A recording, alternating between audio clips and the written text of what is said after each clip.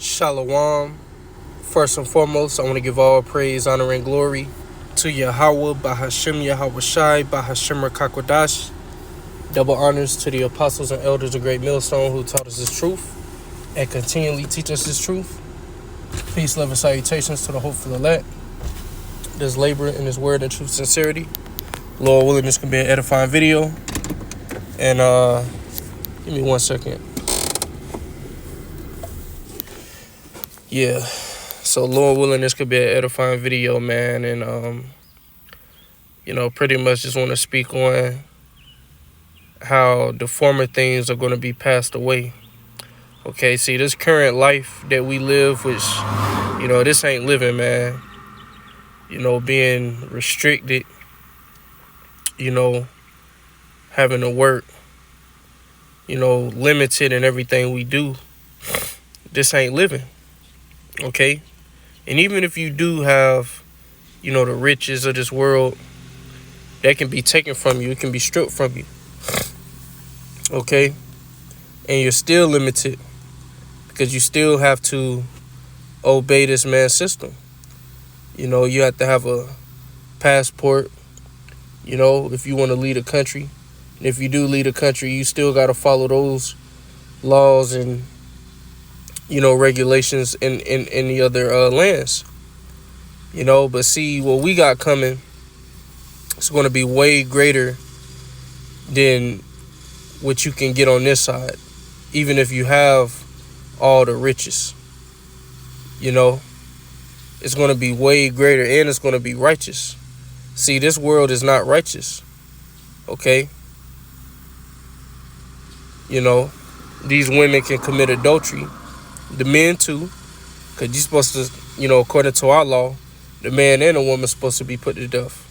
But in this society, there's no judgment for that. Wickedness is exalted and praised. You see? So I'm going to go ahead and jump into it. This is 2 Peter chapter 3. I'm going to start at verse 10. The point I want to get is in verse 13, but start at verse 10. It says, "But the day of the Lord will come as a thief in the night, in the which the heavens shall pass away with a great noise." And that great noise is the second death, which will be by thermonuclear destruction. Okay, via World War III. All right. It says, and prophecy is speaking, man. We know Russia is going to play a major role in destroying Babylon the Great. And in Revelation, the 13th chapter, when it's describing the beast, it speaks about the feet of a bear. And that feet, the feet represents the end of something. And the bear represents Russia. And I mentioned that because yesterday you had Trump. He had some words to say on social media, which he always does. And he called Russia a paper tiger. And Dmitry Peskov, the spokesman of Russia, he came out and clapped back. He said, "We ain't no fucking paper tiger." Well, he didn't say it like that, but just to roughly paraphrase what he said, he said, "We're not a paper tiger. We're more like a bear." So, that's the spirit. Just wanted to make mention of that. So, that great noise is going to be by thermonuclear destruction, man. Because everybody know a war between nuclear powers will lead to a nuclear war. But people think it will be the end of mankind. No, it's not going to be the end of mankind. It's going to be the end of Babylon the Great. And the Lord is going to utterly destroy most of Western Asia. Okay? Because we're going to come down, and that will be our land again. Okay? But reading on, it says, "And the elements shall melt with fervent heat, and the earth," it says, "the earth also, and the works that are therein shall be burned up." Once again, this is by thermonuclear destruction. It says, "Seeing then that all these things shall be dissolved, what manner of persons ought ye to be in all holy conversation and godliness?" So since we know these things are going to happen, what should we be doing? We should be diligently seeking Yahweh Bahashim Yahweh Shai, our power, man. Constantly praying to the Lord. You know? Constantly begging for mercy. It says, looking for and hasting unto the coming of the day of the Most High, wherein the heavens being on fire shall be dissolved, and the elements shall melt with fervent heat. Because we're looking for, we're hastening this. We desire this. Because then we will have eternal rest. See, Esau has to go down before we can come into power. And the scripture says that Esau is the end of the world and Jacob is the beginning of it that followeth. So we're looking for this man to go down. Okay? We're looking for prophecy to manifest, which will all lead to this prophecy. Okay? The second death. And Lord willing, we're of the elect. We're actually going to look down from the fathership, and see this place on fire. And we're going to praise our power, man. But this is the point I want to get. It says, nevertheless, we, according to his promise, look for new heavens and a new earth, wherein dwelleth righteousness. See, that's what we're looking for. A refresh, because that word new in the Greek is kainos, which means refreshed. So we're looking for a refreshed heaven, a refreshed earth, wherein dwelleth righteousness. Okay? Ain't gonna be none of that. Because see, in this society, a man can't be a man. You can't talk like a man because people get offended. Oh, why'd you say it like that? You gotta lower your vibration damn near all the time as a man. You can't say what you want to say. You can't speak how you feel. This place is wicked, man.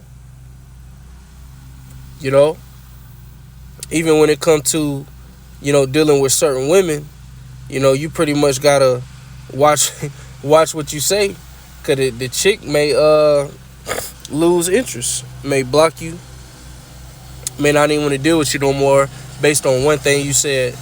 As a man here, you can't be a man. You can't deal with multiple women, which is the nature of a man. All men is just a part of our nature to desire more than one woman. But in this society, you supposed to be just dealing with one woman. Meanwhile, she's advertising herself all over social media to other men. Making sure she got an exit plan. So we're looking for a new heaven, man, new earth, wherein dwelleth righteousness. Not this bullshit, man. Because this is a wicked, evil world we live in. Okay? Eating GMO, breathing in chemtrails. This place is wicked all around. But the former things, which is what we're going through now, will not even come into mind when we're in the kingdom. We can grab that. This Revelation chapter 21. I'm going to start at verse 1. And I saw a new heaven and a new earth. So John the Revelator, he's seen, everything refreshed. Okay? For the first heaven and the first earth were passed away, and there was no more sea. Now this doesn't mean that, because the scriptures say the earth abideth forever. This doesn't mean the Most High is going to destroy the earth and then make a new earth. No, man, this just means that the state of the earth right now is going to be changed. Okay? The people that's in their heaven right now, the Edomites, they're going to be taken out of heaven. Okay? That's what that means, man. It says, and I, John, saw the holy city, New Jerusalem, coming down from the Most High out of heaven, prepared as a bride adorned for her husband. So John is seeing the elect come from the fathership. Because there's not going to be a city that's going to float down from the heavens onto the earth. No. The kingdom will be built through hardcore slavery, man. We're going to have these heathens build it. And the first job, I believe it's in the book of Zechariah, the first job goes into how they're going to have to bury and remove the dead bodies. All right. So, he's seen the fulfillment of Daniel, the 7th chapter. I believe it's 7:19. The saints shall take the earth and possess it forever, even forever. That's what John the Revelator is seeing right here. It says, and I heard a great voice out of heaven saying, behold, the tabernacle of the Most High is with men, and he will dwell with them, and they shall be his people, and the Most High himself shall be with them and be their power. So, the Most High is going to be with us again. Okay, he's going to be our power again, and Yahweh Shai himself is going to be here dwelling amongst us. King David himself will be here.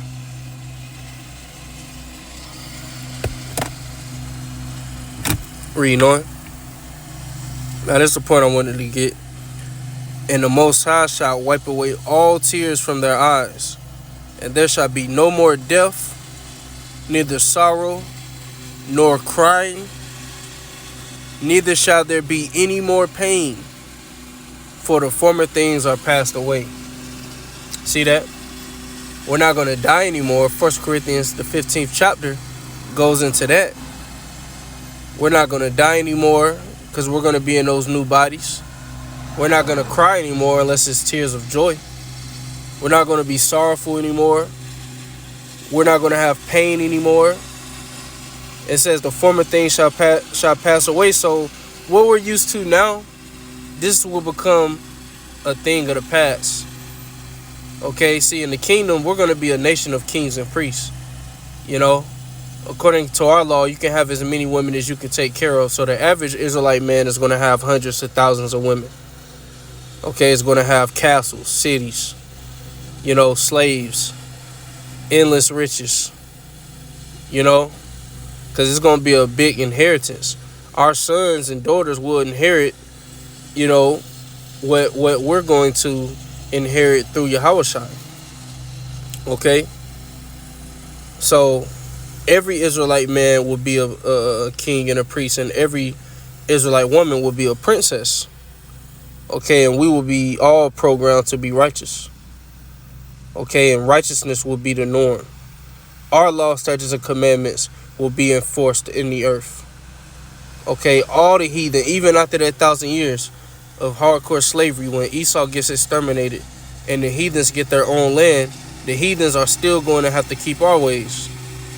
Okay, and they're going to rejoice. The scriptures say the people rejoice when the righteous rule. Okay? So what we're used to now, once again, it will be a thing of the past, man. We're going to actually eat real food, breathe pure air, drink pure water. Everything will be pure, and undefiled. And that's what we got to look forward to. So just a quick video. Lord willing, it was edifying. With that, I'm going to say shalom.